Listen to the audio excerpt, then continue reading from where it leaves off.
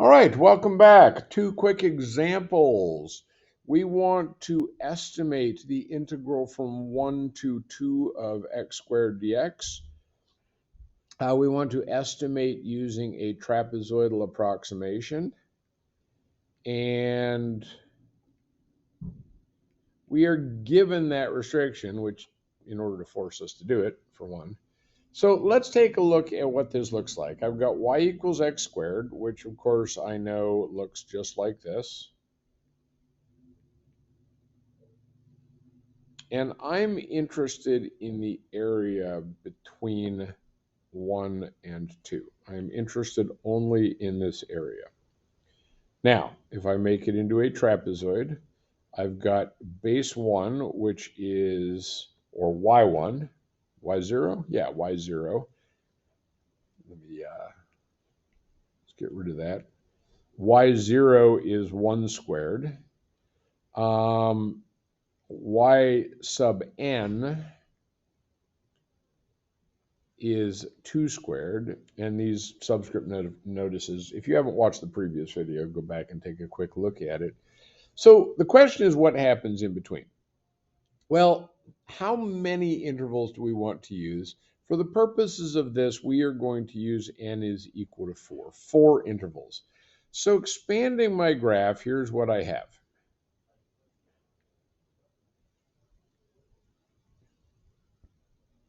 I've got 1, I've got 2, which means that taking this distance, 2 minus 1 divided by 4 is 1/4.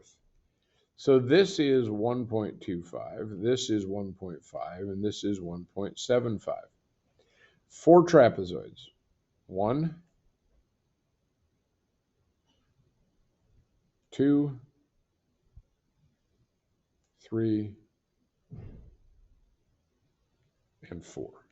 So doing quick coloring just to make sure we're on the same page. 1, 2, 3, 4. Now, keep in mind that you don't need to draw the trapezoids, but what you do need is you need to be quite clear of your x values so that you can plug them into your trapezoidal formula. So let's very quickly take a look now. We know that h is equal to 1/4. This is the width of each of my trapezoids. Y sub 0, we already said, was going to be 1 squared, which means that we've got 1.25 squared, 1.5 squared, 1.7 squared, 7.5 squared, and 2 squared. So we know that the trapezoidal approximation says h divided by 2 times. Well, we're only using this edge right here once. So 1 squared. 1 squared. Plus, now notice we're using the 1.25 on the blue side and on the green side. So double 1.25 squared. The same for 1.5 squared. We're using it twice, once on the green, once on the gold. We're using the 1.75 twice, 1.75 squared twice, once on the gold, once on the red. And we're only using the 2 once because it's only the last trapezoid that uses this as a side. And doing some quick calculations, what we get is that this works out to 75 seconds, which is approximately 2.34375. It may not actually be approximate. So if we plug this into our numeric integrator in our calculator, what we get is we get 2.33333. And of course, we can also find an exact value. And our exact value, the integral from 1 to 2 of x squared dx, we know from the previous chapter, is 1/3 x cubed is the antiderivative evaluated from 1 to 2. So that's 8/3 minus 1/3, which is 7/3, and 7/3 is in fact 2.333 recurring. So what we see here is that the exact value, the numeric integrator, our trapezoidal approximation with only 4 rectangles, was within 0.01 or so of the exact value, and that's not bad.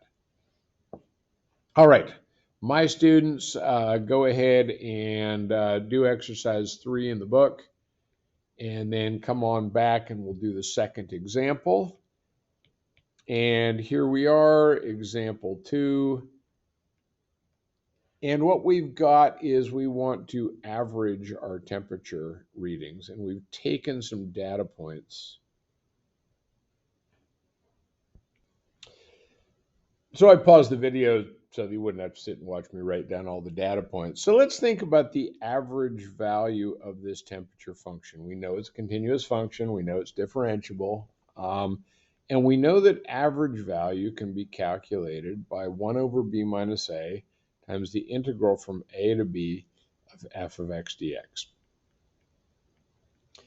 Well, we don't have a formula for this f of x dx. We have no idea what the formula is. It's just a whole bunch of data points.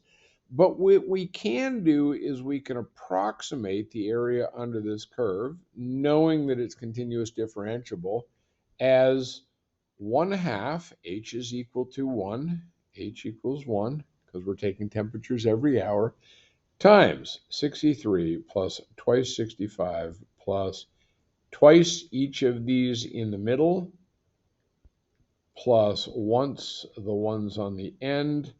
And what we get is we get 782 as the area under this curve. The average value of this function is 1/12, because we're going from noon to midnight, which is 12 hours, 1/12 of 782, and that works out to approximately 65.17. And since our temperatures are all given to 1 decimal, we would generally then say that our average temperature was 65 degrees.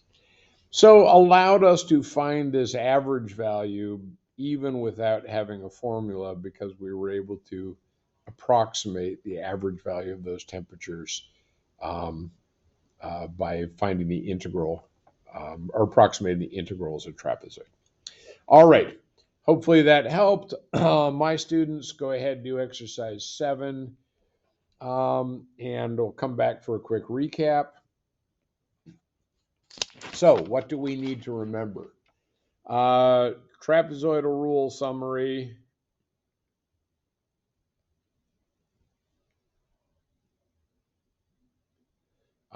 First off, we need to remember that it's more accurate for smaller values of n.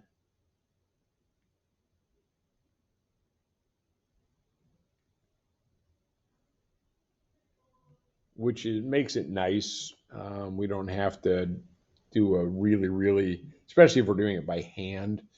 And also only use it for constant intervals. If your intervals are changing, you can use it, but you can't use the formula. You can use the trapezoidal approximation, but you can't use the formula to simplify. And so at that point, you need to calculate the area of each trapezoid and plug them in. All right. Thanks for watching. Hope this helped.